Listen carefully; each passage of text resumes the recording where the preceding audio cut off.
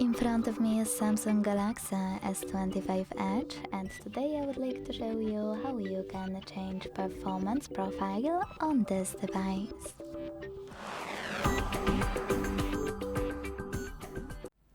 Begin by opening device's settings.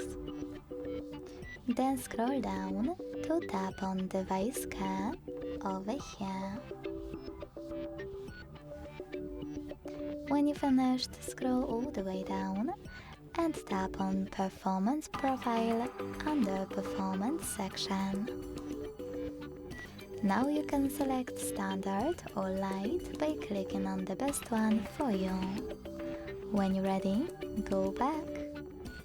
Thanks so much for watching. If you enjoyed this video, don't forget to leave a like, comment and subscribe.